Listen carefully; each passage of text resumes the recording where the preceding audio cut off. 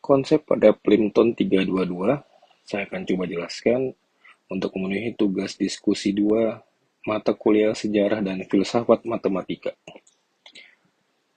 Saya akan coba bahas menjadi 3 subbab, yaitu definisinya, karakteristik, dan fungsi dari Plimpton 322.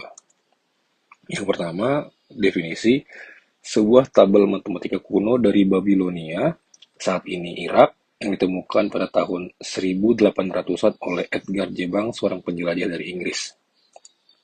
Karakteristik, secara fisik, Plimpton 322 terdiri dari tanah liat dan berukuran 12,7 dikali 8,8 cm.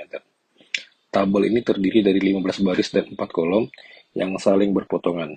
Menurut peneliti UNSW, tabel ini memiliki jumlah dasar 60, yang mungkin telah digunakan oleh Babilonia kuno untuk menciptakan bilangan bulat daripada pecahan.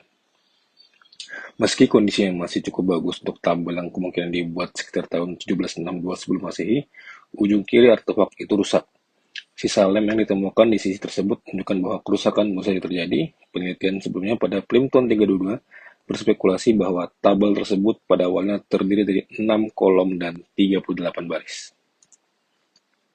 Fungsi dan konsep pada Plimpton 322. Dr. Mansfield, seorang pengajar dan seorang dosen di Universitas di Amerika, yang juga merupakan seorang peneliti, mengemukakan bersama rekannya, Plimpton 322 adalah teks sekolah juru tulis. Menurutnya, Plimpton 322 menggambarkan bentuk segitiga berdasarkan rasio, bukan menggunakan sudut dan lingkaran seperti yang diajukan oleh Hipparchus atau bapak trigonometri.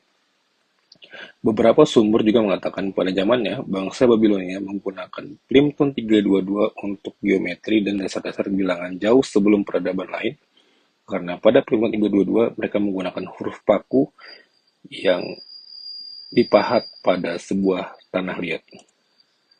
Nah, seperti yang saya jelaskan sebelumnya, itu bentuk-bentuk huruf paku yang dituliskan oleh bangsa Babilonia, dan di sebelah kanan adalah sketsa yang dibuat pada sebuah kanvas untuk menciptakan replika.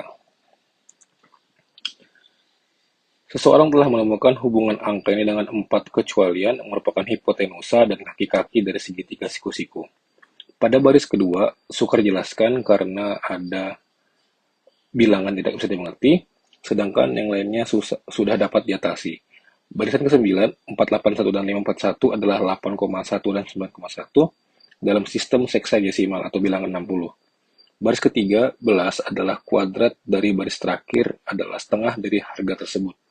Sedangkan 3 bilangan berpositif 3, 4, dan 5 merupakan sisi segitiga siku-siku yang diketahui sebagai dalil Pythagoras. Nah, inilah yang menjadi konsep rasio trigonometri yang diajukan oleh Dr. Mansfield. Sehingga menunjukkan suatu parameter sebagai berikut: A sama dengan 2UV, B sama dengan U kuadrat kurang V kuadrat, dan C sama dengan U kuadrat tambah V kuadrat, atau yang kita kenal sebagai teorem Pythagoras. Catatan di mana U dan V relatif prima dan U lebih besar dari V. Jika U sama dengan 2 dan V sama dengan 1, diperoleh segitiga asli A4, B3, dan C5 atau triple Pythagoras. Terima kasih.